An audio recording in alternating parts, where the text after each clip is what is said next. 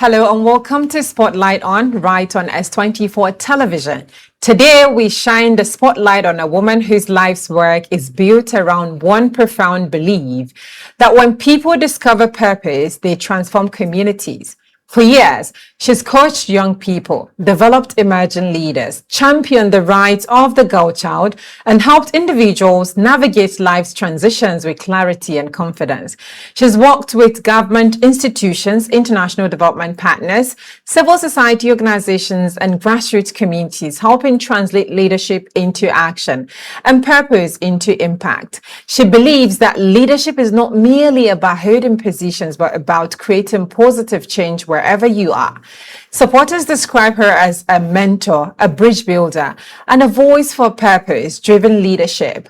Others argue that in a country battling unemployment, insecurity, and economic uncertainty, purpose alone is not enough. So today, can purpose truly change lives? Or do opportunities matter more?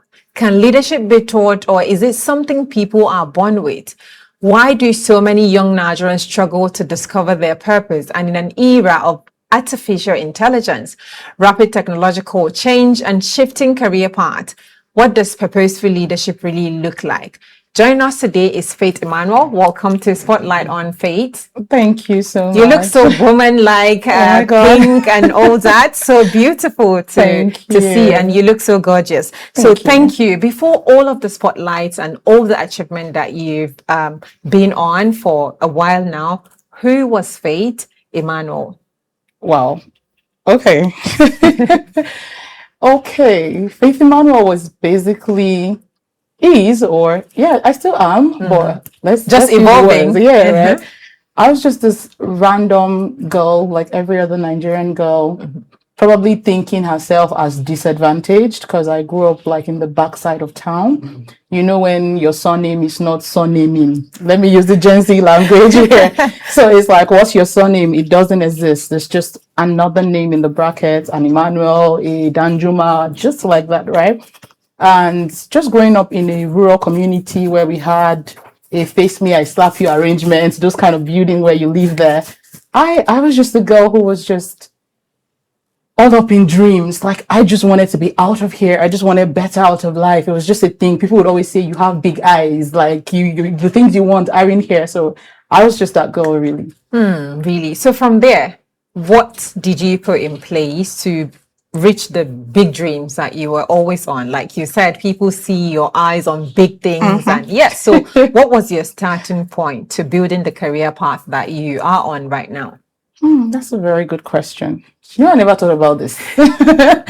Okay, so my parents, so we lived in that place, but my parents wanted us to see better in life. At the time, I probably didn't know what they were doing for us. So as a child, I overheard my mom having a conversation with my dad. So my dad wanted us to go to private schools, but the family was crumbling under the weight of sponsoring to a private school. So they were like, other schools, LEAs and all of that, let them go there. But my dad was saying no, they would go to the private schools. So we would have the school bus come into the area, like you call it, like come to pick us and go to the tarred roads, the beautiful spaces. And then you would go out and see, for the lack of a better word, the urban kids, because you were attending school with those kind of children. And then you come back home to your face, I slap you, and you're like, I don't want to be here. I don't want this. So I think the starting point for me was seeing beyond my environment. And then sometimes the school will go on excursions, and then we'll go to the airport, we'll go to the banks, we'll go to like the zoo, several places. And I'm like, these places are good too. Like one time we went to Sheraton for like just a tea thing, and I'm like, I want to be here too. Like, I don't want to be. So you would say those experiences actually shaped your worldview of what you become today. Exactly. When did you first discover your passion for helping people? It was still as a junior secondary school student. I had a woman that used to make my hair. Right, so 5 naira, one roll of the hair was 5 naira, so she would make it. And then her child's school fees was 500 naira. I was going to one of the LEA schools, but she couldn't afford it. So every time I came, I would see the girl just sitting. I'm like, why she know they go to school? She goes, is it this 5 naira hair that she wants to take the child to school with? and I wanted to help the girl. So I know my parents didn't have, because I can't speak to them to put on another burden. So I decided I was going to hawk pure water. Yeah, that's what I knew. Like, like I was already in the environment. I knew how petty traders made money. They roasted corn. They used to sell like akara. So I decided that, okay, well, how can I make this money? Just go to the market where they sell food, right? Stand there and sell the pure water to them. And I made the 500 naira because I was wearing my uniform. Everybody kept going, what do they do here? I'm just like, oh, I want to sell. They're like, okay, keep the change, keep the change. By the time the money was 500, I gave it to the woman. And she was looking at me like, where did you get it from? Did you steal your parents' money? It's like, no, just get her to go to school. And that That's was a it. lot. I mean, for a young person to think like that. But did you think of sustainability at that time? Because that's No, she just just had one to go term. school. Yeah, no, I didn't even think about it. That's just one term. So what happened after that? To be honest, I don't know, because I went to boarding school after that. I honestly don't know. Okay. So was there a defining moment that changed the direction of your life? Yeah. Tell So, us about it. so I wanted to go to the university, right? But I got a polytechnic instead. And back then, because I went to a boarding school, everybody's seen your face, and I graduated the best art student, so my brain was on fire. So the question wasn't, did you get admission? Then there were no phones, like we wouldn't use phone in school, right? So it was Facebook. So you see your mates on Facebook say, I've gotten admission, they will type it, and I had not gotten admission into uni. So it was like shameful to say I got admission into polytechnic, Polytechnic. like you're brainy, you're smart, and that. For me, that was a defining moment because I just felt like I don't deserve this. Like I'm better than this. But by the time I got into the Polytechnic, I started seeing people way older than me because I think I was quite young when I went to school, 15 or 14. And I just started saying, older people, and I'm like, I don't deserve this. I don't belong here. It made me decide that I must go to the university. I don't care what happens. So they said, you do direct entry again and all of that. I said, I don't care, but I'm going to do it. And so I graduated top of my class yet again, and then got admission to the university to start over from 100 level. They're like, you can't do a direct entry.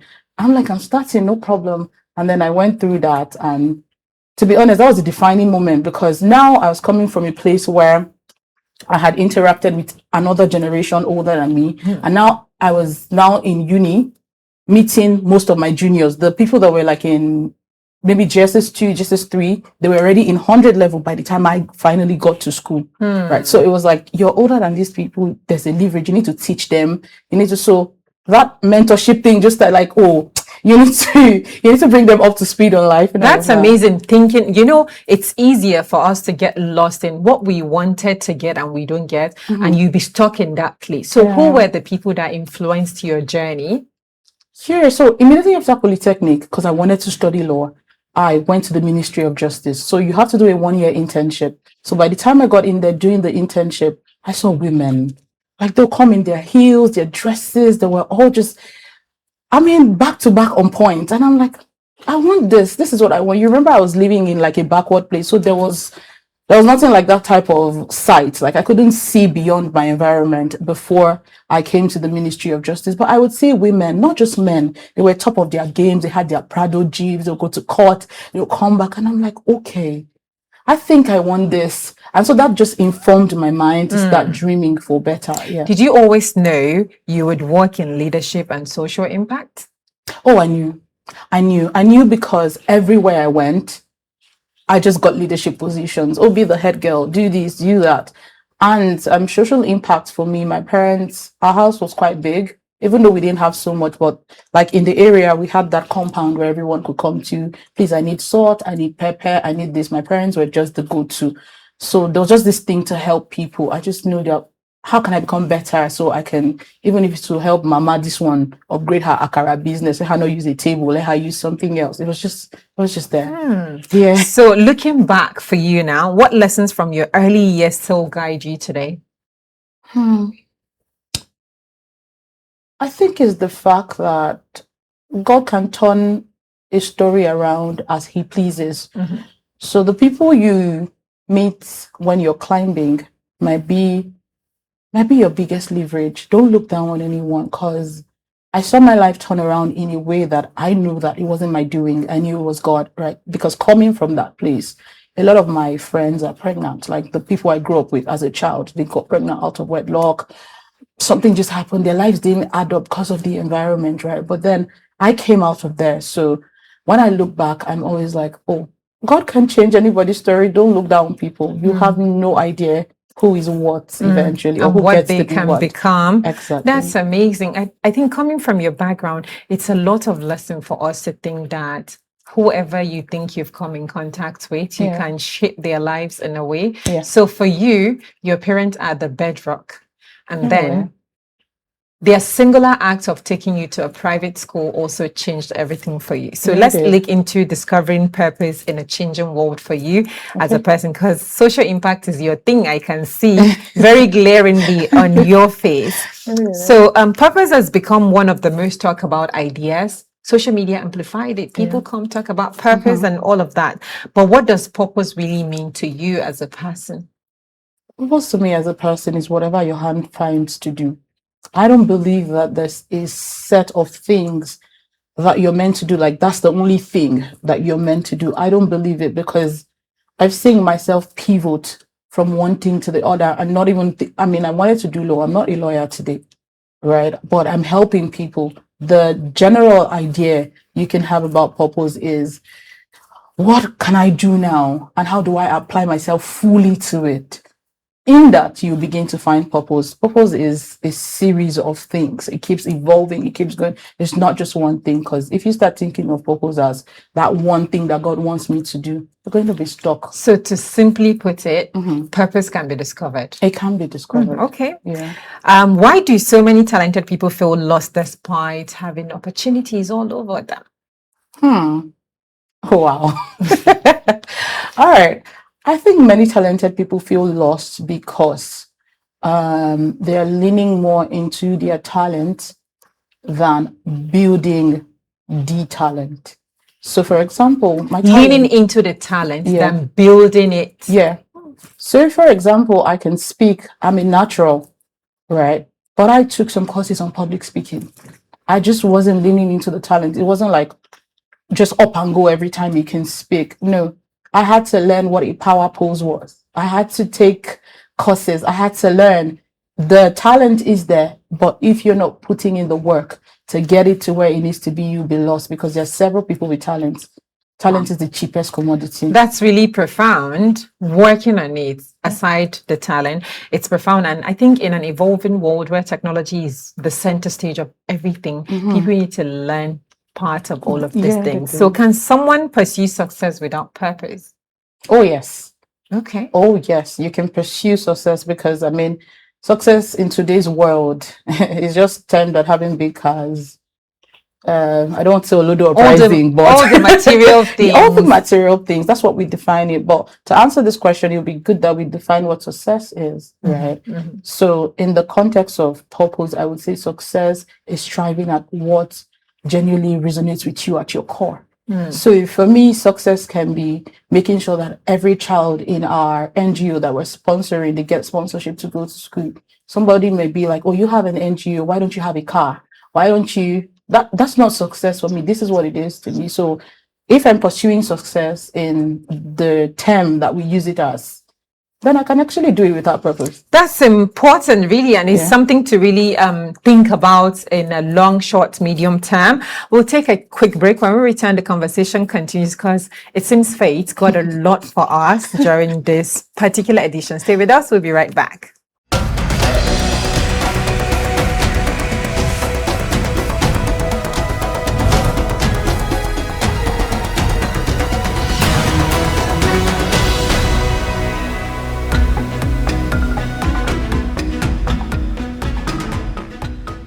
Welcome back. If you're just joining us, it's still Spotlight on with Faith Emmanuel, a purpose-driven woman, because she's said a lot about purpose, success, social impact, etc.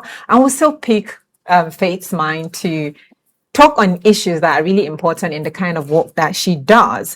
So let's start with this question. What are the biggest misconceptions people have about purpose? Because you've said something very key, that you can achieve success without purpose. There are people who just jump on social media and start making content without any purpose, and then they become successful, and that's it. So what are the biggest misconceptions people have about purpose that you think about? All right. I think the biggest misconception in this time would be that visibility equates being purposeful. Because I've had a couple of young people who I mentor, humbly so, because I'm young as well. But I mean, with my experiences, I've just lived a type of life. I feel like it's rich. I feel like I've lived like 50 years in the how many years I have on earth. I think once the spotlight comes on people, they just automatically think that this is success. But it could also be your undoing. Yeah, because once visibility meets a valueless container, it just amplifies what you are. You probably might just get the invite once or twice or come do this. When people really lean into you, they realize that, oh, it's just noise. There's nothing And there. emptiness. Yeah. So, how do people remain focused during seasons of uncertainty and transition? Remember your why. Remember your why. Remember why you started. Remember what it was that actually brought you to pursue what you're pursuing. Because when you're uncertain, then you remember. For example, I have a frame in my room. It's written capacity for nations. So there are times I've been down. I mean, the kind of work that we do is a lot. Sometimes It's draining. all your fundings go to it. You probably don't get a grant or you don't get support. But then there are kids who are depending on you for this term school fees or the feeding during break time and all of this kind of stuff. But then you remember that God has told you, I'm building capacity in you for nations. So it's beyond this. So you pursue again and know that the why is farther than just is we're not just feeding kids, we're not just taking kids to school, we're transforming a nation. That's what we're doing. We're doing nation building. So when you look at the capacity for nations on the wall, I'm just like, I'm coming. Don't worry, I'm coming. Know your why is the key message in this last part of your conversation. What advice would you give someone who feels stuck in life? If you feel stuck in life, I usually call it a transition phase. Just be armed with the knowledge that it's a phase. It will pass. Once you're conscious that this is going to pass, that draining feeling of feeling stuck begins to just dematerialize, right? And also remember that you were put here for a higher purpose than you. If you were not needed on the earth, I promise you, you'll be dead by now. If there was no use for you, because God is too intentional. He's a businessman. So if he's investing in you and he's still keeping you here, oh, there's dividends. He's going to get his ROI. So that means that you're not really stuck. It's just a phase you're passing. So just be conscious that to pass, Joe, once you make it that basic, you get out of it. That's really interesting. Nigeria has one of the youngest population in the world. Are we preparing young people well enough in this country? I like how you say well enough. Amazingly, there's being a lot of spotlight on youth empowerment, maybe upgrading skills. But is it enough? I don't think it's enough. And I don't think it's the work of the government. Alone. Nobody really prepares you. You prepare yourself in a place like Nigeria for what is coming. There are a lot of people pushing value into themselves. I recently met someone and I was just wowed. I was like, what am I doing with my life, right? But then you need to meet those kind of people. If you're a forward-thinking person, take yourself out of environments where you're the only champion, you're the king you're already in the wrong place. Get to where people can challenge you. So the more you push value into yourself, the more you grow your own self. And personal development is just the thing. Nobody can do it for you. Yeah. That's really resonating, I would say. What leadership gaps concerned you the most from the kind of work that you do? I think there's a leadership gap I see among young people. And it's I don't want to put in the work, the hard work. Oh, a lot of things are hard work. I read like a lot of books, yeah. And then sometimes I'm asking myself, all this knowledge you're gathering, what do you need it for? Until you have to maybe be on an interview like this, or you're meeting partners or something, and you have to talk about things that are totally out of the box, like it's not even in your jurisdiction, and you just see that, oh, somehow there's residue of knowledge somewhere you can tap from. But then you also sit with people that are like you, humbly speaking, right? And you can't find depth. It's like everyone is just on this shallow ground. Let's just do this and leave it. Get a degree, leave it. Why don't you get a master's Why don't you take another course? One of my mentors used to say every year she adds a professional certification to her certificate. It doesn't matter if it's in her field or not. She just keeps getting them. And then she goes, it's better, it's needed, I have it, right? Than it's needed and I don't have it, right? So, yeah, so the gap will be people just improving on themselves. Please, And because there is instant gratification issues everywhere, and people think, you just mentioned a key thing, that people think you don't need to put in the work to get the success, instant gratification, get rich quick syndrome, etc. So the leadership gap is for people to actually put in the work, irrespective of their maybe social strata, where they are on leadership skill or not, and all of that, to make things better for us. So it's a collective work, not just for the government, the society, everyone that needs to be involved. So can mentorship solve Nigeria's leadership crisis? Because you've mentioned mentorship a lot, your mentor, this and all of that. Can mentorship solve leadership crisis in Nigeria? I would say yes. I would say what type of mentorship? Transformational mentorship. So there's a power in you to make someone what you are.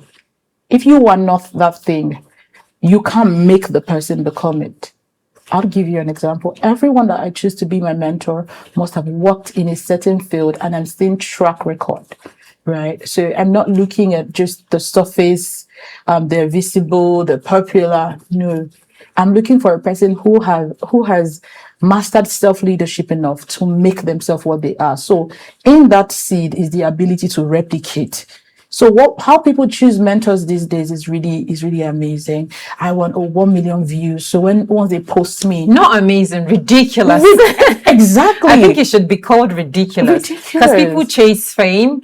And people that, just say, for instance, there are the people in the beauty world who that you can't really say it's just that very work that they put in. It was just social media amplifying them. No substance, nothing. If they write things, they're empty and all of that, and people see them as role models. So that's the phenomenon, or the issues that we need to deal with as a people and as a nation that is struggling in a lot of facets of our lives. I think we need to find a way to actually mentor people to and be better people than what we are as a nation right now. So why do many youth development programs fail to achieve lasting impact? You do development programs, you interact with international partners, NGOs, and all of that. Why do many youth development programs fail to achieve lasting impact? Because I think mostly you find programs that are just for instant impact. For instance, maybe a feeding program. Is it sustainable? I think I'll just paint a picture. There is a particular NGO that always shares when there is a project they're doing with me, and it's all about pad. I don't believe in sustainability of padding a girl. That's not sustainable. So there are people in your development space that probably they've thought about, okay, why would you keep distributing parts that is disposable to people? So they came up with the reusable parts and all of that. I think that's a pathway that we should look into. But people keep bringing projects that would not make much impact. It's just that instantaneous. After that, that's all. So why do many youth development programs fail to achieve lasting impact, in your opinion? To be honest, you already touched it. It's because they're not thinking long term. They're not thinking sustainability. So I do consultancy for NGOs, and I continue to say that the structure of NGOs, right, is built for a certain kind of expression. I'm saying that you make a certain type of money and then you're willing to give back, and then your NGO can run on that, right? So when you have that kind of structure, you can be sustainable.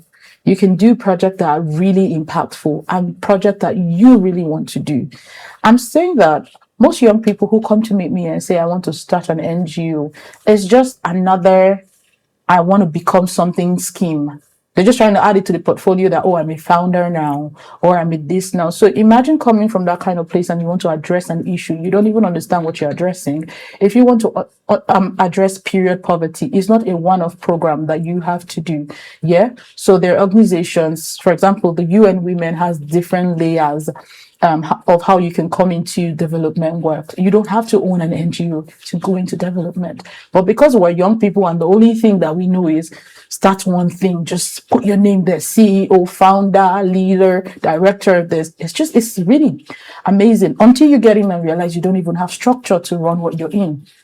I'm not even going to lie. There's several times it's been like, "Whoa, are you guys sure we're not going to leave this entire NGO thing and then go and get a 9 to 5 and just do something?" Because if you're progressive and you're thinking sustainability, you want to go and intern at an INGO, or you want to go into an organization that really properly has structure. Because you're young, you don't really have what it takes to run an NGO. It's a whole organization. So there's going to be gaps. So you just keep coming up with different programs. If your friend says, "I want to sponsor a program," and it's not sustainable, but because it's her birthday and she wants to go to the orphanage, you say, "Oh, let's do it." So after that, then what?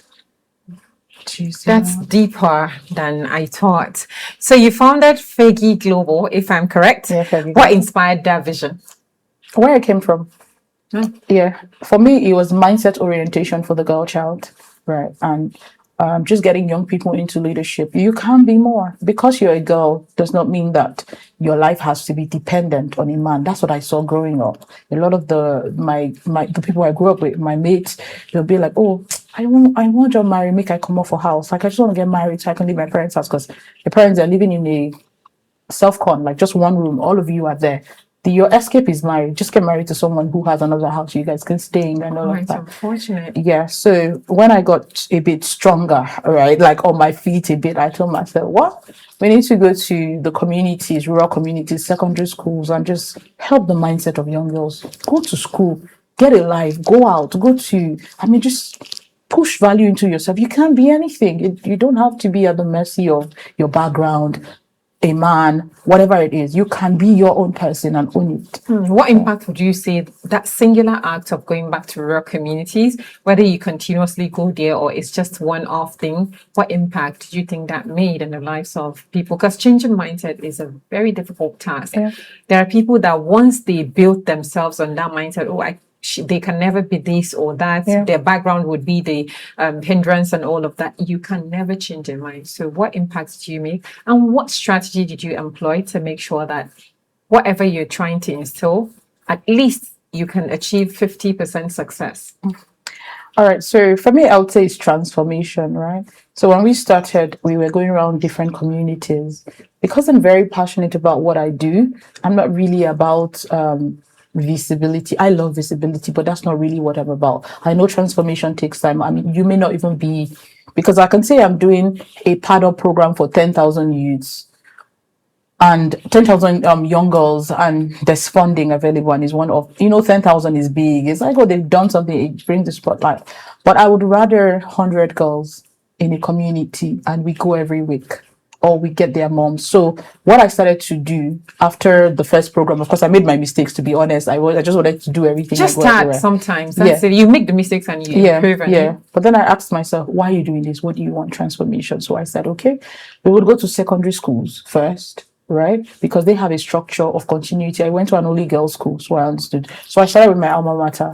So we would go there, we speak with the guidance and counseling unit. We had a guidance and counselor, and then she advised us to make sure we leave something with the girls. So we had a card where it's written, you can be more, you can be this. We give them, put it in your Bible, put it in your Quran, put it on the wall of your room. Make sure you see it every time. Then we speak to them.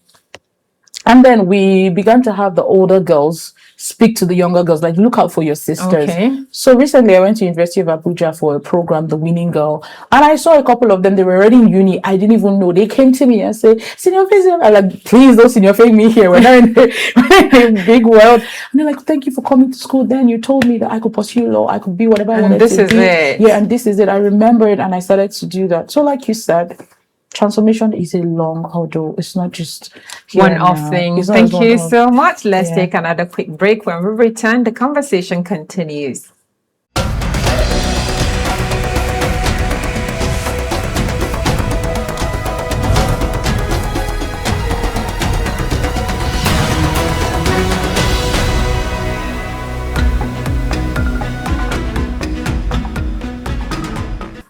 Welcome back. Still in conversation with Faith Emmanuel. You've worked with government institutions and development organizations. What separates effective leadership from political leadership? Purpose. Purpose. Yeah. Again, purpose. Just knowing why you're doing what you're doing. We know the word politics to just mean play the politics. For example, governance is bigger than politics. Politics is, for example, I'm here with you. I know how to navigate your questions. I'm playing some type of politics doing this. But if I wanted to be effective, right, there's a way I'm going to answer, which I'm doing.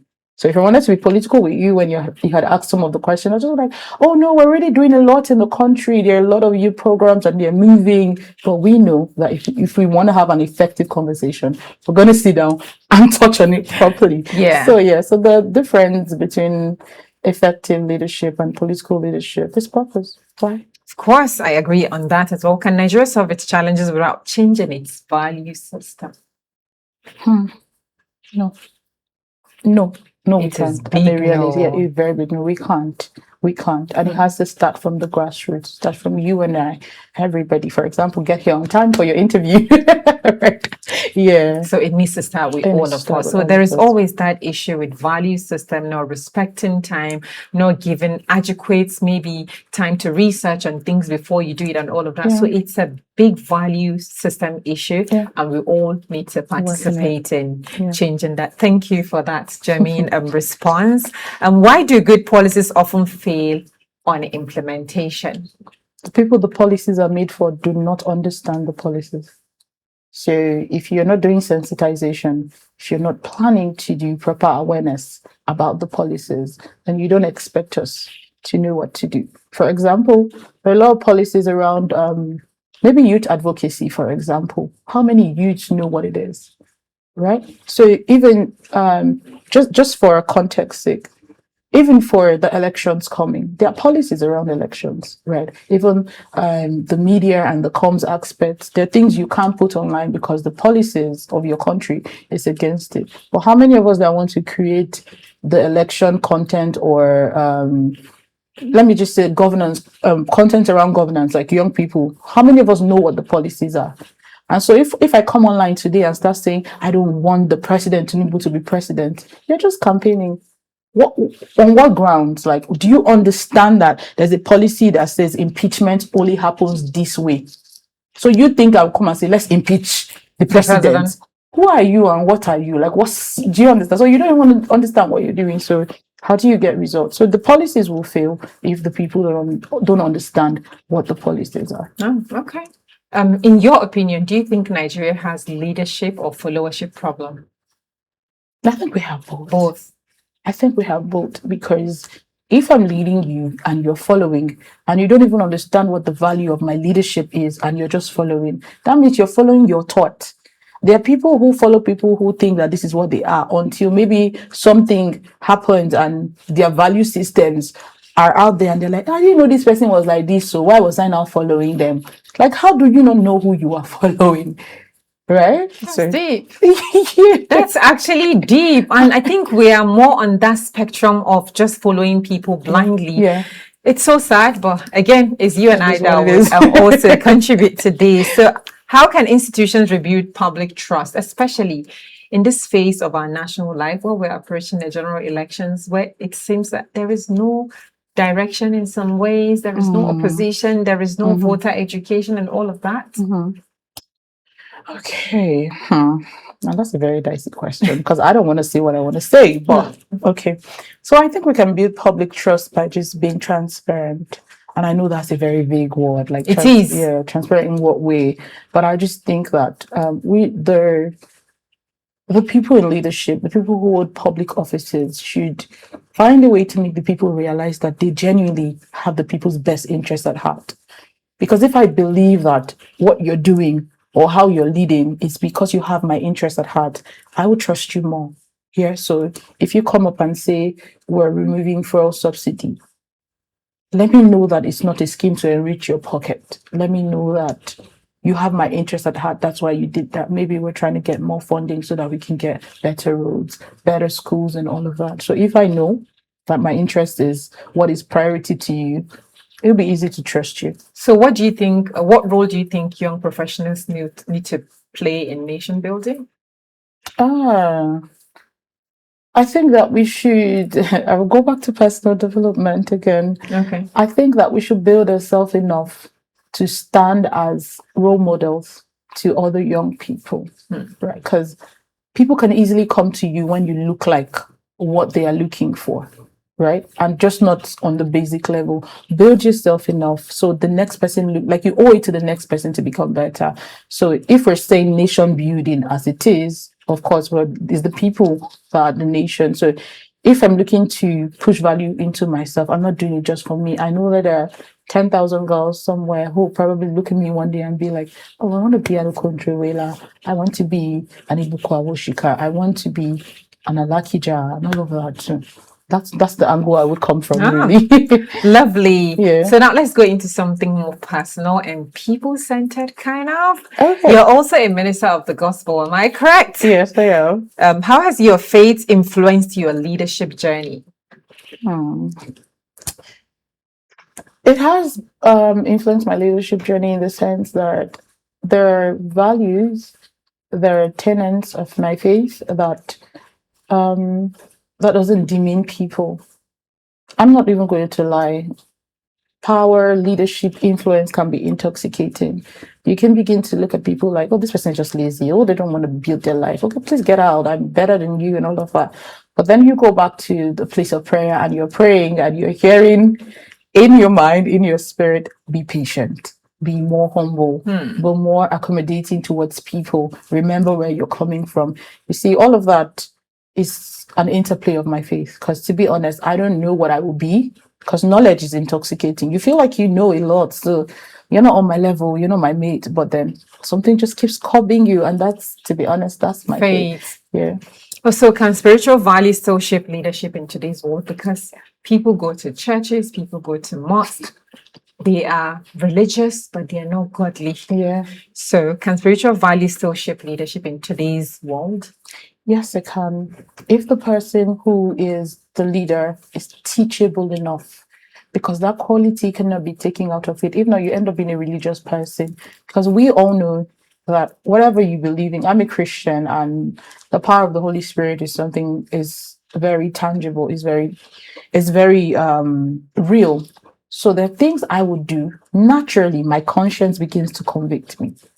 For example, one of those outreaches, this really struggling woman, I saw her. She collected the package, like I saw her. But she came back again. They never give me. I'm like, excuse you, get out of here. They're giving you. Immediately, I had a caution in my spirit. I knew it was the Holy Spirit to give her the package again. When we gave her, because I was curious, like, I went to ask her, why did you come back? She said, I said, they go for a road, person drag them. So someone dragged what she had. You know how they can be struggling. So she had to come back, but now she had to lie to say, because if she probably say I've collected before, nobody will believe her. So she had to lie. And I started to just ask myself, like, Holy Spirit, why did you let me give it back to her? I said, because she needed it. They don't have anything at home. Yeah, so that's a leadership that was influenced by maybe empathy by the Holy Spirit. But if it wasn't there, I'll just be like legalistic. We've given you, get out of here. That's it. Yeah. That's profound. So can purpose exist without service? True purpose cannot exist without service. Yeah. Why? Why? Because if you're truly in purpose, then even purpose is you're serving a purpose. Yeah. So if you're truly in purpose, it means that there's something that you're serving. There's service there. You can't take it out. Okay, so let's talk about future of work, technology, artificial intelligence, and all of that. So artificial intelligence is transforming industries across the world. Should young people fear AI? Let's take it from the perspective of your use. If you've encountered AI, even if you don't use it personally, you've seen content generated by AI, you've seen people using AI to do things, you've gotten adverts on YouTube or somewhere saying you need to do articulation training, do all of this. So should young people fear AI? I would not use the word fear. They should embrace it. Yeah, I think the word way to embrace it, please embrace AI because it will embrace you if you don't embrace it. It's going to do that. So what skills will remain valuable in the next decade, in your opinion? My opinion, wow. I think there'll really be, should I say, soft skills now? Mhm. Things like people's management, right? Just knowing how to be a person that can accommodate others. AI can do that for you, Yeah. right? So you should lean into skills that allow you.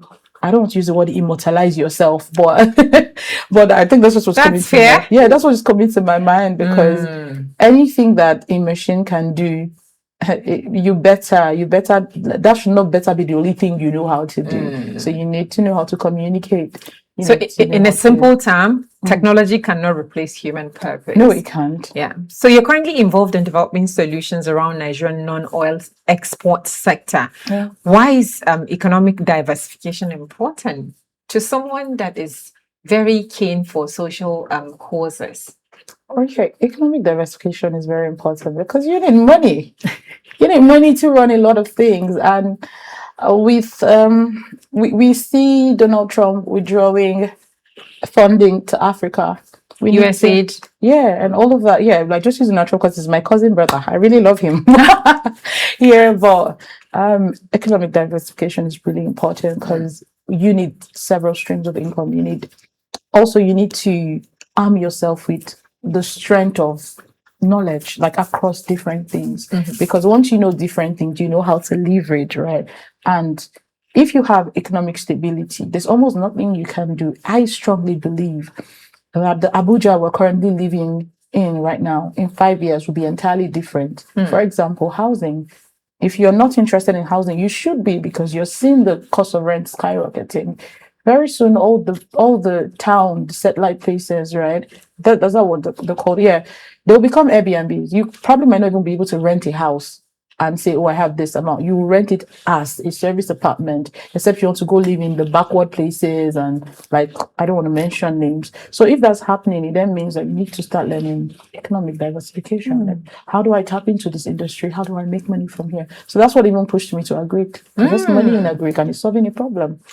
Wow, that's amazing. So I'm so curious for you to mention that service apartment Airbnbs will take over all of the places, and if there is no multiple sources of income, you can't afford to stay.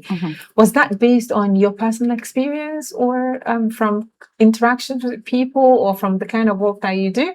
Yeah, interactions with people and research, right? So in January, I was at a very high level closed up meeting about investment in Nigeria and all.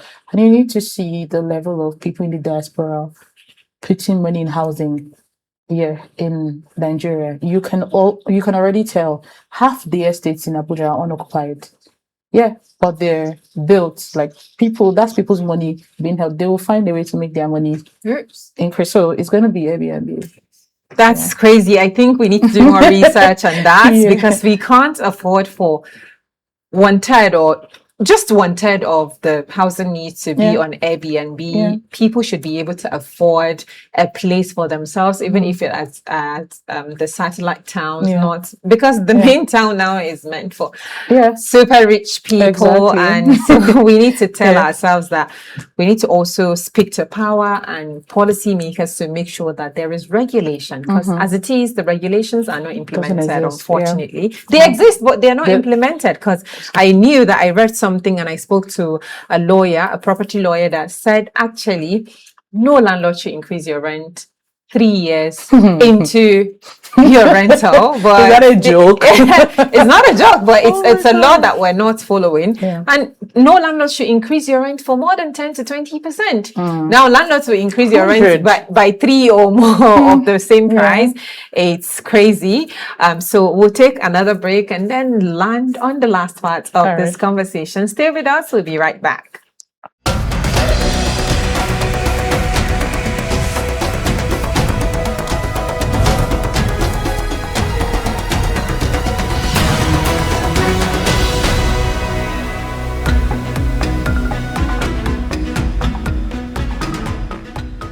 And welcome back to the last lap with Faith Emmanuel. It's been an amazing conversation, and I know I would like to pick on your brain after this edition. So let's go into some direct questions for the kind of work that you do as well, and also many other things that we learned from your profile. So has social impacts become more fashionable than meaningful? Very Fashionable than meaningful. very fashionable than meaningful. I mean, like I told you, I do consultancy for people who want to start their own social Without impact. purpose, just Exactly. wanting to start. Everyone I'm hearing coming to me saying, "Oh, I've seen this person doing this. I've seen that person. It just felt my passion. I just knew that this is what I wanted to do." And then we get to ask the core questions. They're not able to answer. They're not able to answer. So it's the glamour, it's the money around it. Like anybody asking ABJ, you know, Lagos is more business centered, but Abuja is governance and NGOs. So, oh, I want to work with an NGO. Why? Why do you want to do that? I want to go to the communities. Is it like so that how you know is when you see them designing programs. They're not designing the programs to go into the core, the interiors, the places nobody wants to go. They're not doing that. They're doing The Sheraton, surface. Transcorp, Fraser Suites, the conferences. I'm so sorry I'm mentioning. And so they're mentioning, most of the top places they want to have the Yeah, conferences. those are the in. top places that conferences take place. So it's Yeah. okay for you to mention. All right. Yeah. So they want to just be there. That's what they see. They don't see the girl somewhere in Southern Kaduna who is being forced to get into an early marriage or all of that. They would talk about it, sit down in policy meetings about it, but go to the grassroots. They wouldn't.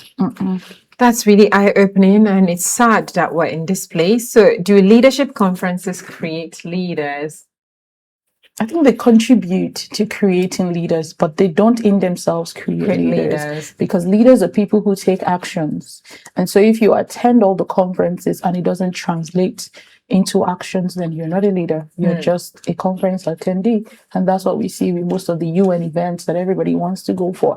You lobby and lobby, you want to go here, I want to travel here. You listen to other countries bring their solutions, what they've done, but you just come and upload on Instagram reel and say, oh, cup, whatever, this, whatever, your nails are flashy, your dresses are, what solutions have we created?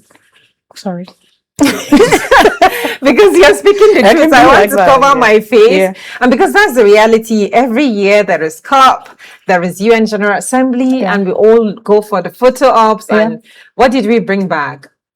At the conferences, you find nations bringing solutions, development strides, but they're just for the photo ops and spending the government money to travel. Sad, but we need to just find a way to also call to action that people should change their ways, because this actually speaks to me, because I knew multiple persons that lobby every year to travel for this major event. And when they come back, you want to see impact. It's just a photo op. So I think it's a wake-up call for us to do our due diligence as people, and also to remind people around us that, yes, what are the impacts you're making with spending all of this money?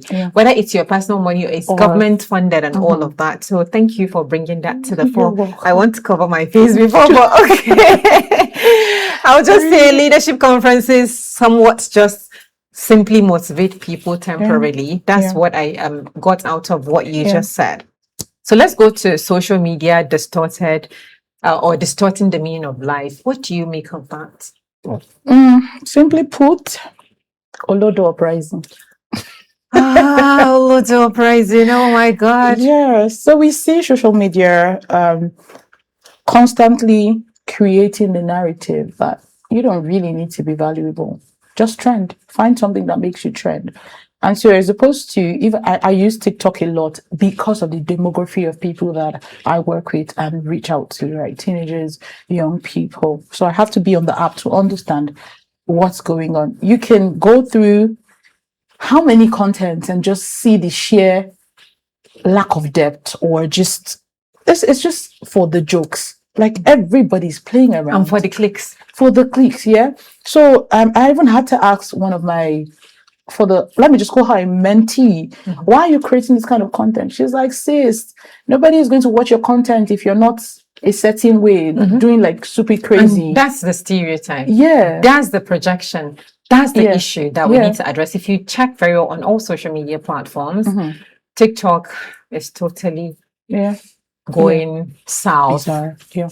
unfortunately, and we just need to play our role. Your content might not get the visibility that you need to get but because people want to see, keep doing it. That's it. People want to see nonsense and they want to corroborate nonsense. So, but then again, we need to still play our part, irrespective of the views, the likes, the comments, and all of that. Just to add to that, so one of the things that encouraged me online, because I do a lot of purpose content online, and you know how people may not really relate to too much English, but someone reached out to me one time. She sent me a message and say, "Thank you. I make my kids listen in to your programs every morning."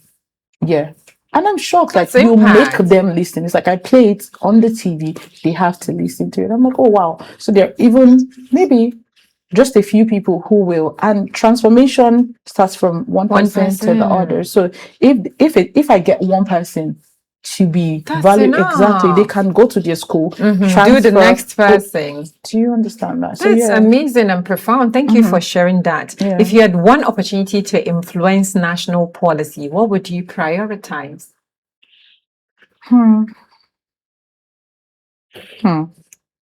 Please, education. And education beyond the four walls of a classroom. Yeah. So when people hear the name Faith Emmanuel decades from now, what do you hope they remember? I hope they remember someone who was resilient enough to push beyond the obstacles that she faced and is now an icon of hope to people. Yeah, I hope that's what they remember. Faith Emmanuel. Yeah. Marvelous. So if every young Nigerian could develop one leadership quality, what should it be? Teachability. You will keep evolving as long as you're teachable, because then you will listen. You won't just get stuck in your own lane. Just be teachable. A lot of older people shy away or would rather stay on their own from my generation because we're not teachable. We're like, oh, I know what I'm doing. It's your generation was old school, but you really don't know what you're doing. They know, but they would keep their mouth shut, because if that's what you guys want to do, continue. So the unfortunate thing is this generation, I'd say all generations from 98 always felt they know everything because they came in the era of social media. But now I think the Gen Alpha are even doing the most. So we pray that the technology would slow down a little bit and let people understand the values of life. When we used to play in the rain and do all of these things, and well, this generation don't understand. They can't relate. Now, thank you for all of the insight throughout the conversation. Let's quickly listen up. So we do something called rapid fire. Simple answers, yes or no. And that's it. And we'll call it a wrap on the program. Let's start the rapid fire segment with purpose or passion. Which would you choose? Purpose. Leadership or influence? Leadership. Character or competence? Character. Faith or fear? Faith. I know you would choose faith anyways. Service or success? Service. Knowledge or wisdom? Wisdom. Wisdom. Yeah, that's application of the knowledge. Knowledge. Okay, I believe knowledge will probably lead you to applying wisdom, right? So, but individual differences, wisdom. Vision or strategy? Strategy. Strategy. Why?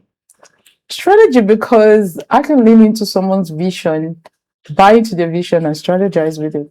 It's just leverage. I'm thinking leverage. Maybe because what I've gone through. One word that describes Nigeria. Okay, motherland. I don't want to say what I want to say. Oh Lord, please, Faith, don't be a politician on the last lap of this show, please. So just be Faith, the Faith that's been talking, not a politician. So one word for Nigeria. Oh God, for Nigeria, scattered. Okay, no be me talk more. So one word that describes leadership. Action. Profound. And one word that describes young people. Desperate.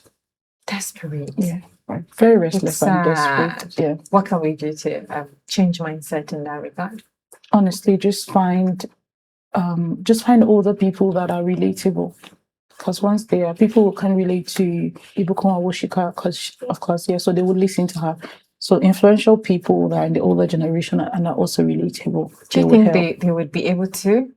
People like Ibukun Awoshika, she's one of the top people I really respect in the space that she is. And because she can't be accessible to everyone, and we need grassroots, all of that. So well, social media has made it easy. Listen to the people who, because influence doesn't have to be personal. that's it. That's what I want us to get to anyways. Thank you. Social media gave us that platform. And one word that describes yourself. Myself. Purpose driven. Thank you so much, Faith Emmanuel. You've done amazingly well by sharing your thoughts. Thank you for joining us on Spotlight On. Today's conversation reminds us that purpose is more than ambition, leadership is more than titles, and lasting impact begins with service. As societies continue to evolve, technology reshapes the future, and nations search for transformational leaders. One truth remains: communities are changed by people who understand not only what they do, but by why they do it as well. The future belongs to those who combine purpose with competence, vision and integrity, and leadership with compassion. I am Halima Abdurrauf. Thank you for watching Spotlight on S24 television, and bye for now.